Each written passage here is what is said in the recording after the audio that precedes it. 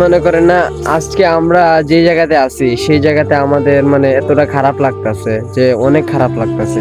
আমাদের এখানে হয়তো এতটা বন্যা না, এতটা কিছু না, পানি উঠে নাই, আমাদের নদী আছে, নদীর উপরে পানি আসে নাই। হ্যাঁ, যে ধরেন ফেনী, ব্রাহ্মণবাড়িয়া এগুলা অনেক জেলা, চট্টগ্রাম ডুইবা গেছে।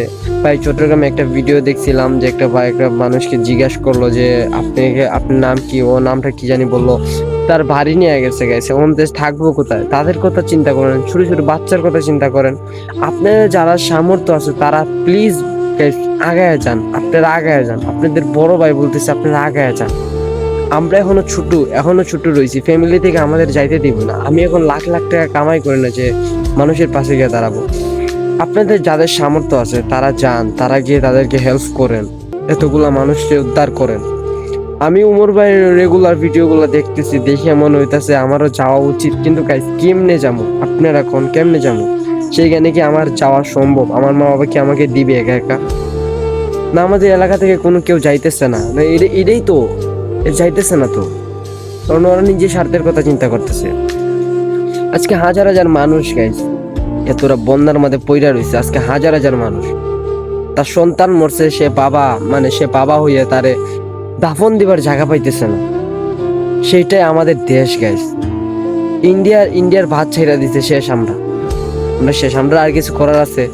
তো গাইস, আমি এটাই সবসময় বলতে চাই, আপনাদেরকে বলতে চাই, প্লিজ বাড়িতে বইসা থাকেন না, এতগুলা মানুষের কথা চিন্তা করেন, এতগুলা মানুষ যে বন্যার মধ্যে আটকে রয়েছে তাদের কথা চিন্তা করেন। বাড়িতে বইসা থাকেন না, বাইর হন বাড়ি থেকে। আপনাদের টাকা পয়সা আছে তো বাড়ি থেকে বাইর হন। আমাকে আপনারা টাকা দেন, আমি যাই, এটা কোনো মানে এটা কিরম দেখায় না? আপনারা যান না, আপনাদের গেলে তো আপনাদেরকে মারতেছে না।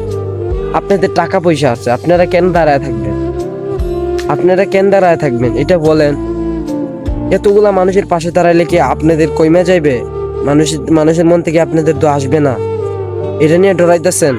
আল্লাহ আছেন, আল্লাহর উপর ভরসা রাখেন, আল্লাহ আপনাদের সবকিছু দিয়ে দিব। এখানে এটা বৈশা থাকার সময় না যে বন্যা আসছে, মানুষকে বাসায় নিয়ে চলে যেতেছে। উমর ভাই যে ভিডিও গুলো দিতেছে, ভাই দেখে মনটা খারাপ হয়ে যেতেছে। সোশ্যাল মিডিয়ায় ঢুকলে পরে অনেক নানা কিছু দেখা যায়, এইগুলা নিয়ে আমরা এখনো পয়সা রয়েছি। আমরা যে আমাদের মতো খারাপ মানুষ এখনো এই বাংলাদেশে আছে সেটা দেখলে বোঝা যায়।